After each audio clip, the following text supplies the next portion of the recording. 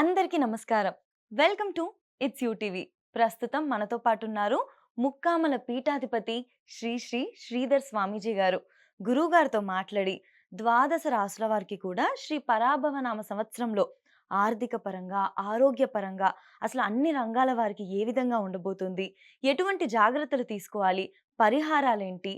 ఏ దేవత ఆరాధన చేస్తే బాగుంటుంది? ఇవన్నీ కూడా గురుగారితో మాట్లాడి తెలుసుకుందాం. నమస్కారం గురుగారు. శ్రీమాత్రే నమః. గురుగారు 12 రాసుల్లో చివరి రాశి మీన రాశి వారికి శ్రీ పరాభవనామ సంవత్సరంలో ఏ విధంగా ఉండబోతుంది? అవునమ్మా. ఇక మీన రాశి దగ్గరకు వచ్చేసరికి ఏంటంటేనమ్మా, పూర్వాభాద్ర నక్షత్రం 4వ పాదం, ఉత్తరాభాద్ర 1, 2, 3, 4 పాదాలు, రేవతి 1, 2, 3, 4 పాదాలు. ఇవి మీన రాశిలోకి వస్తాయి. ఇక మీన రాశి దగ్గరకు వచ్చేసరికి ఆదాయం 14, వ్యయం 11, రాజపూజ్యం 7, అవమానం 2గా చెప్పబడుతోంది. ఇక్కడ మీనరాశిలోనే శని ఉన్నాడు ఇప్పుడు, అంటే జన్మంలో ఉన్నాడు అనమాట. ఇక ఏలినాటి శని ప్రభావం అనేది ఇబ్బంది పెడుతోంది. ఇంట బయట అపకీర్తి, నిందల పాలు కావడం, రావాల్సిన డబ్బు రాకపోవడం, ఇవ్వాల్సిన ఒత్తిళ్ళు, అకాల భోజనం, అకాల నిద్ర, అకారణ విరోధాలు, అనవసర ధన వ్యయ సమస్యలు చాలా ఇబ్బందులకు గురి చేస్తున్నాయి. అయితే ఏంటంటే శని ఈ విధంగా ఉన్నప్పటికీ మిగిలినటువంటి గ్రహాల యొక్క స్థితిగతులను బట్టి శుభాశుభ మిశ్రమ ఫలితాలు వీళ్ళకి కలిగేదానికి అవకాశం ఉంటుంది. అటు శుభ ఫలితాలు ఉన్నాయి, అటు అశుభ ఫలితాలు ఉన్నాయి. అంచేత వీళ్ళకి కొంతవరకు పర్వాలేదు. గతంలో చాలా ఇబ్బందులు పడ్డారు. ఇప్పుడు కొంత సమయం ఊరట కలిగేదానికి అవకాశం కనబడుతుంది. అయినప్పటికీ కూడా బాగలేదు అనేటువంటి దృష్టిలో పెట్టుకొని మనం ప్రయాణం చేయడం మంచిది. ఎందుకంటే శని మంచి చేయడం ఏమిటి? శని ఎప్పుడు శ్రమ పెడతాడు. ఇప్పుడు మీకు రాక్షసుడు మంచివాడు అవుతాడా? అలాగే దేవతలు చెడ్డవాళ్ళు అవుతారా? అవరు. అదే ప్రకారంగా శని ఎప్పుడు పీడిస్తాడు. అందరు పీడించడం అనుకోవడానికి అవకాశం లేదు.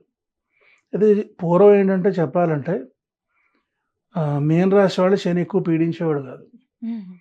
ఇప్పుడు మీన రాశి వాళ్ళని కూడా వదలటం లేదు.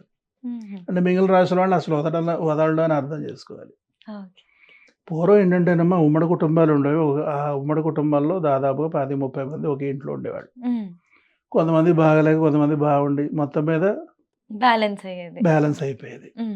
ఇప్పుడు అలా కాకుండా ముసలాళ్ళు ఓల్డేజ్ హోమ్లో, పెళ్ళం ఒక ఆఫీసులో ఉద్యోగం ఒక ఊర్లో, భర్త ఒక ఆఫీసులో వేరే ఊర్లో ఉద్యోగం, పిల్లలు ఒక్కొక్క పిల్లల ఒక్కొక్క హాస్టల్లో ఒక ఊర్లో, కుటుంబం అయిపోయింది, చల్లా చెదిరైపోయింది. ఎవరికి వారి ఏమైనా తెలియనటువంటి పరిస్థితి వచ్చేసింది. ఇక ఎట్లా అయిపోయిందంటే పరిస్థితి, ఎవరి జాతక ప్రభావం వాళ్ళ మీద పడిపోతుంది. ఒకళ్ళ జాతక బలం ఒకళ్ళు రక్షించేటువంటి పరిస్థితి కనపట్టలేదు. అంచేత ఇప్పుడు ఏమైపోయిందంటే గ్రహస్థితి అనేది చాలా తీవ్ర రూపం దాల్చేసింది. అంచేత ఎక్కువ ఇబ్బందులు పడుతున్నాం. అయితే ఇక్కడ ఏలినాడు శని అనేది ఎక్కువ ఇబ్బంది పెడుతుంది. అంటే మీన రాశిని కూడా వదలటం లేదంటే ఎంత జాగ్రత్తగా ఉండాలో మనం అర్థం చేసుకోవచ్చు. అంచేత ప్రతి ఒక్క రాశి వారు కూడా జాగ్రత్తగా ఉండాల్సిన పరిస్థితి ఉంది.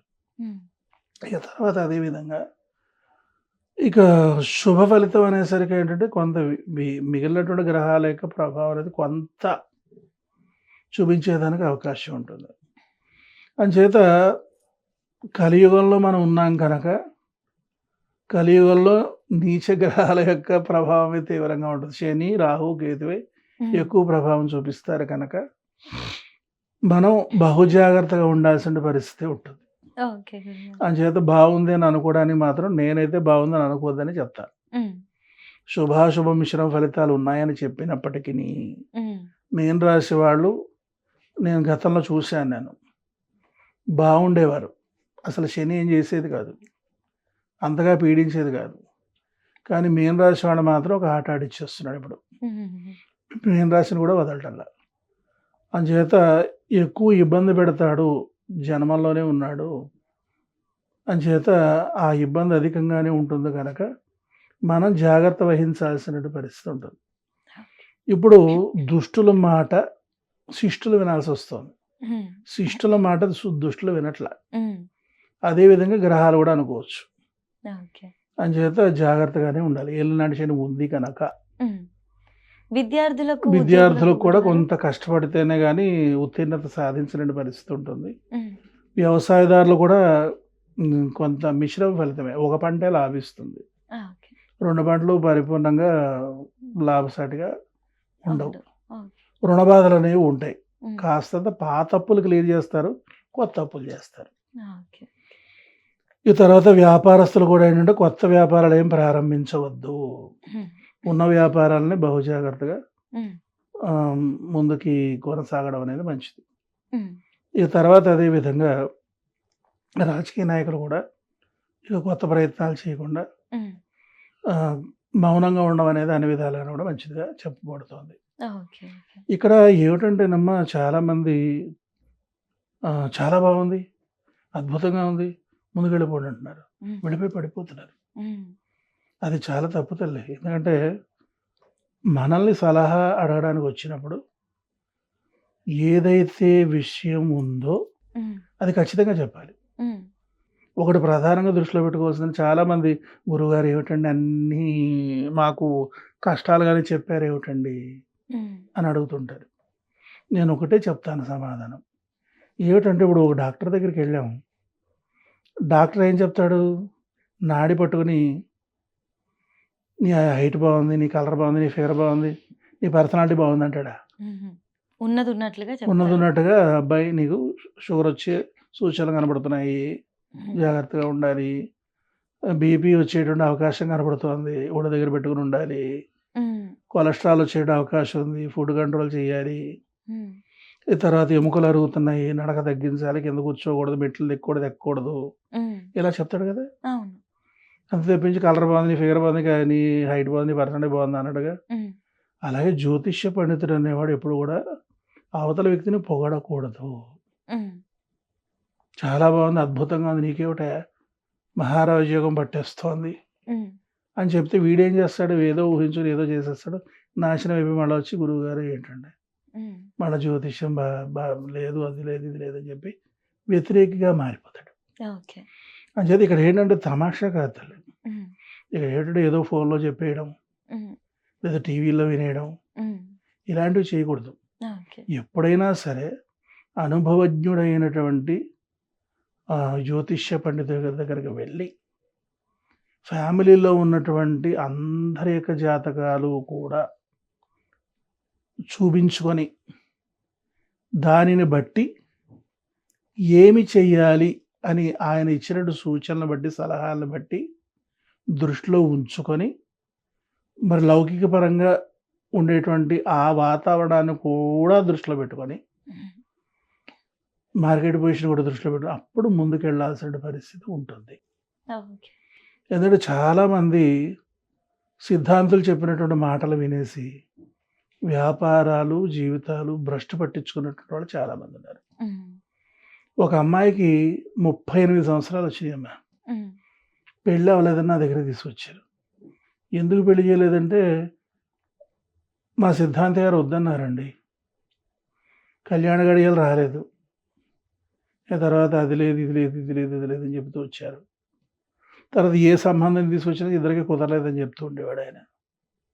అంచేత ఆలస్యం అయిపోయింది. మీ దగ్గరకొస్తే అమ్మ అనుగ్రహంతో వివాహం అవుతుందని విన్నాం. అంచేత మా దగ్గరకొచ్చి మీ దగ్గరకొచ్చామంటే. ఆ అమ్మాయి చూస్తే ఏ దోషాలు లేవు. హుహు. కేవలం ఒక పాక్షికంగా కాలసర్ప దోషం. తర్వాత ఏదో కొద్దిగా 1, 2 దోషాలున్నాయంతే. ఏవో పరిహారం చేసేసుకోండి పెళ్ళైపోతుంది. 3 నెలల్లో పెళ్ళైపోయింది. శాంతులైపోయిన తర్వాత. నేను చెప్పాను హ్మ్. ఏదైనా ఉంటే తీసుకురండి నేను చూస్తాను. ఇద్దరికి ఇరువురికి బాగుందా లేదా పొంతన బాగుందని నేను చెబుతాను నేను. ఎప్పుడైనా సరే, ఎవరైనా సరే వివాహం అనేది వెంటనే అయిపోయేదని ప్రోత్సహించాలి. హ్మ్. కళ్యాణ గడియ రాకపోవడం ఏంటమ్మా? వయసు రాగానే పిల్ల ఆకర్షణ బట్టి, పిల్లాడి యొక్క ఆకర్షణ బట్టి అడిగేస్తారు. హ్మ్. మీ అమ్మాయికి పెళ్లి చేయరా? అంటే కళ్యాణ గడియ వచ్చినట్టే. హ్మ్. ఓకే. ఏమే మీ అబ్బాయికి పెళ్లి చేయవా ఇంకా? అంటే కళ్యాణ గడియ వచ్చినట్టే. వెంటనే పెళ్లి చేసేయాలి టైం. ఇప్పుడు ఈ రాశి వారికి సంవత్సరం వివాహ యోగం ఉందా వివాహ గురుగారు? యోగాలు ఉన్నాయి. హ్మ్. కాకపోతే కొంచెం కష్టంగా చేస్తారు. ఓకే. అప్పు చేసి కానీ పెళ్లి చేయలేని పరిస్థితి ఉంటుంది. ఓకే. శుభకార్యాలు చేస్తారు కానీ అప్పు చేసి శుభకార్యాలు చేయాలి. హ్మ్. అందుచేత కొంచెం జాగ్రత్తగా ఉండడం మంచిది. మరి దక్షిణ కాళిక, హ్మ్. ఆ తర్వాత తార, హ్మ్. చిన్నమస్త, ధూమావతి, మానస హ్మ్. వీళ్ళని ఆశ్రయించి ఉపశమనాన్ని పొందొచ్చు. హ్మ్. ఘన విజయాలు సాధించవచ్చు. గురుగారు, ఉద్యోగాలు చేసే వాళ్ళకి ట్రాన్స్‌ఫర్స్ అవ్వడం, ప్రమోషన్స్ అట్లాంటివి ఉంటాయా? ఖచ్చితంగా ఉంటాయమ్మా. ఏలినాడు శని సమయంలో, హ్మ్. అలాగే అర్ధాష్టమ శని సమయంలో, హ్మ్. తర్వాత అష్టమ శని సమయంలో స్థానభ్రంశం ఉంటుంది. హ్మ్. ఎంత స్థిరంగా ఒకే చోట కూర్చోవాలని అనుకున్నా హ్మ్. ఉండనివాడు తిప్పేస్తాడు. హ్మ్. శని లక్షణమే అది. ఓకే. ఒక చోట ప్రశాంతంగా ఉండనీయడనమాట. ఓకే. అంచేత ఉంటుంది. వీళ్ళకి స్థానభ్రంశం ఉంటుంది. ఓకే. సో, అన్ని పరాలుగా చూసుకున్నట్లయితే మిశ్రమ ఫలితాలు ఉంటాయి కాబట్టి తగిన హ్మ్. జాగ్రత్తలు తీసుకుంటూ అమ్మవారి ఆరాధన చేసుకుంటే బావుంటుందని బావుంటుంది. అనుకోకుండా హ్మ్. జాగ్రత్తలు జాగ్రత్తగా ఖచ్చితంగా తీసుకోవాలి. జాగ్రత్త తీసుకోవడం మంచిది. బాలేదనుకుంటే బావుంటే మంచిది కదా! హ్మ్. బావుందనుకుని స్టెప్ వేసి బాగోపోతే ఇబ్బంది కదా! అవునవును. శుభాశుభ మిశ్రమ ఫలితాలే ఇబ్బంది. ఓకే గురుగారు. బాగాలేదన్నప్పుడు గమ్మునుంటాం. హ్మ్. ఇక బావుందన్నప్పుడు స్టెప్ వేస్తాం. హ్మ్. శుభాశుభ మిశ్రమ ఫలితాలంటే వెయ్యాలా వద్దా? వెయ్యాలా వద్దా? వెయ్యాలా అవును. వద్దా? అనేటువంటి పరిస్థితి ఉంటుంది. ఓకే. ఇది ప్రమాదం. ఓకే గురుగారు. అటు ఇటు కాని స్థితి కదా తల్లి. హ్మ్. అంచేత జాగ్రత్తగానే మనం ఉండాలని అనుకుని కీడించి మేలెంచాలి ఈ సమయంలో. చక్కగా చెప్పారు అమ్మ. గురుగారు. ధన్యవాదాలు గురుగారు. శ్రీమాత్రే నమః.